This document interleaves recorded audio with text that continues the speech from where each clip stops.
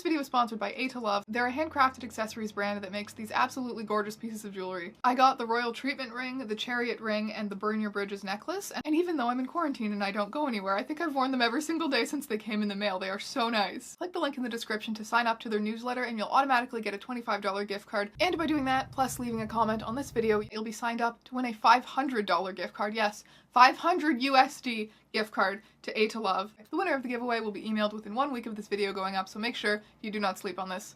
Hi.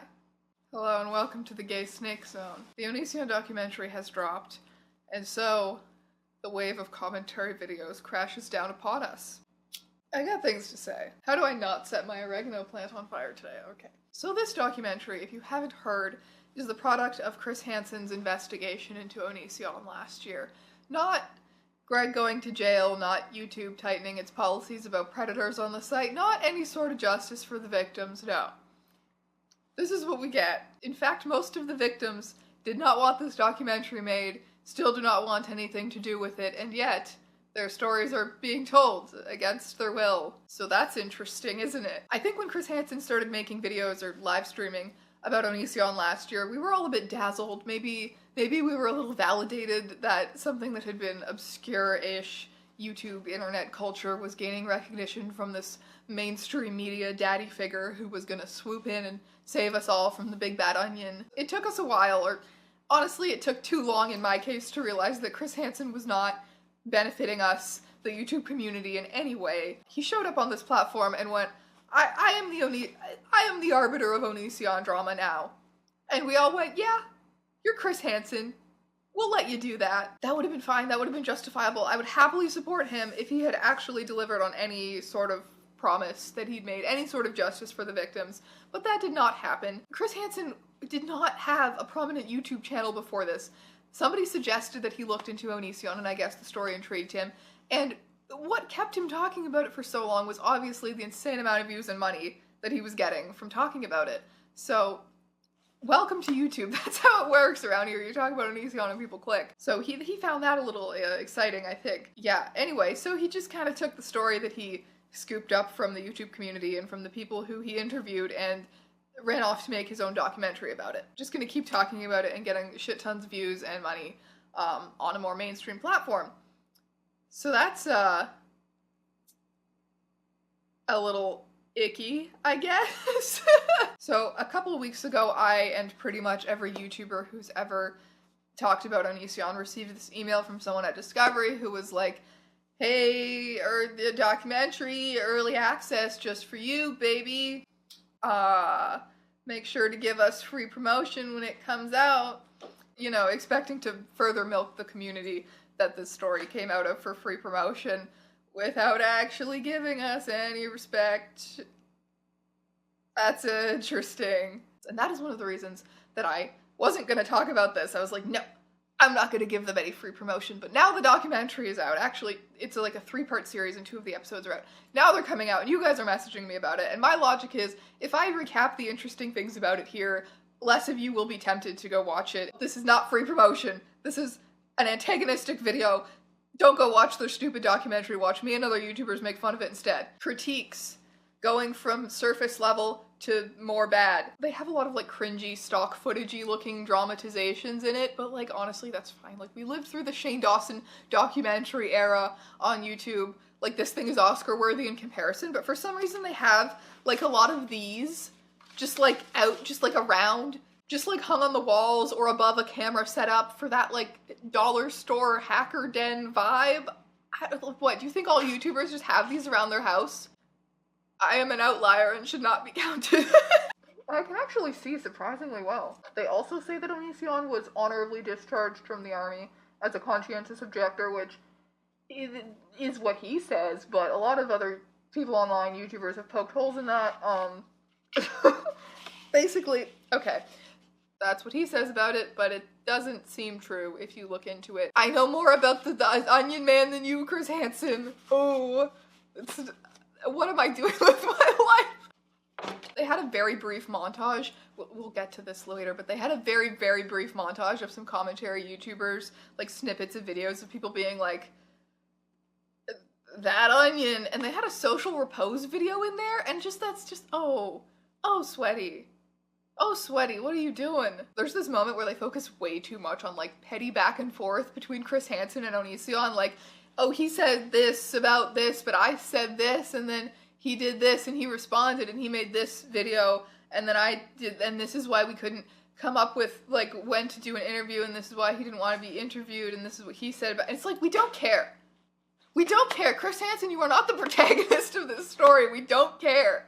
They literally, like, okay, I have only watched one other video reviewing this documentary, but I know for a fact that every single YouTuber who has reviewed it has gone off about this. They literally say, like, what was it? Like, basically, like, the YouTube community was, like, all fine and good and supportive of Onision, and he was very popular and had lots of money and subscribers. And then, what was it? Basically, it wasn't until the Chris Hansen series that the overall dialogue shifted. Is the line. Bitch.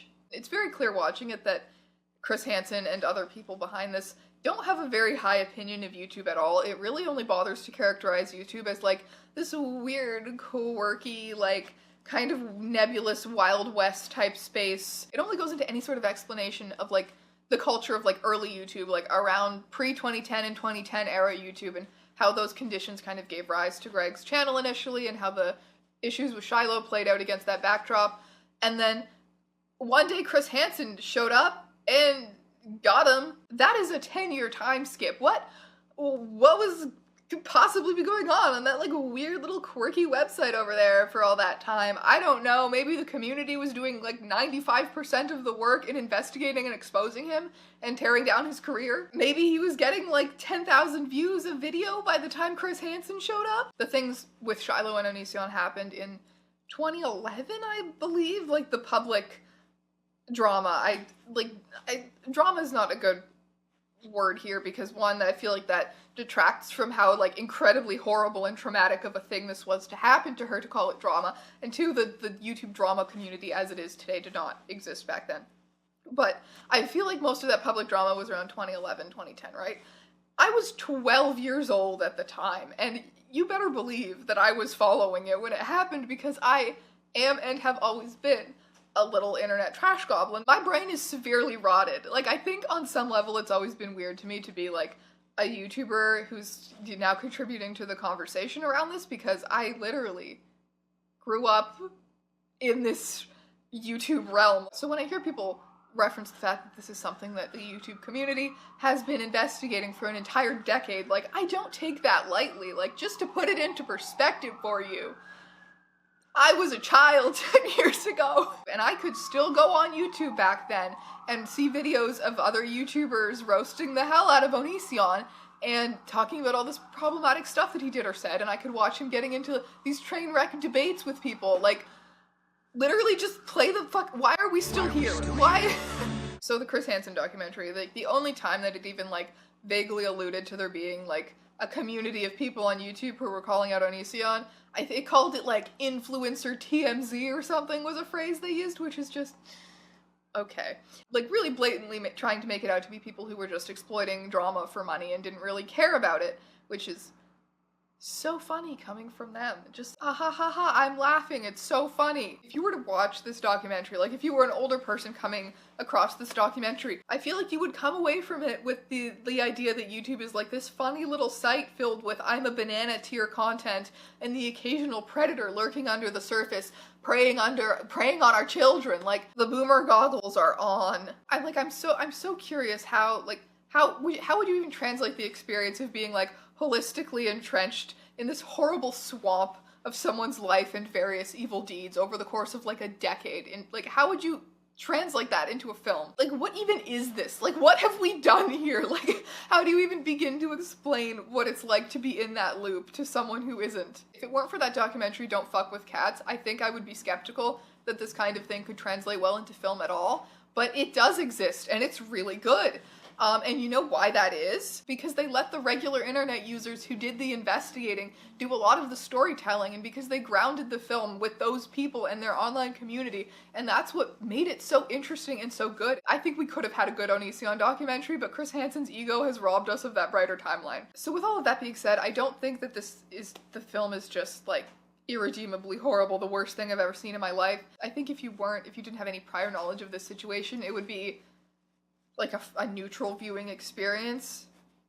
It was fine. I think that the main good, like the most important thing that came out of Chris Hansen inserting himself into the situation was Shiloh finally sharing her story. I think that that is huge. Greg's dad also appears in the documentary. This is what he looks like for all of you curious little creatures who are gonna go look it up. But I personally don't think that he adds that much to the conversation. Like, he doesn't, like, besides to be like, he was a happy kid and then he went bad. Like, I don't think he adds anything all that interesting or shocking to the conversation for people who have already followed this story through YouTube. Also, maybe it's literally just because he looks so much like Greg, but I listen to him and I'm just like, who's to say you're not a trash person lying through your teeth too? Like, we were talking about positive things. We were talking about positive things. Maybe YouTube will do things about the predators on their site.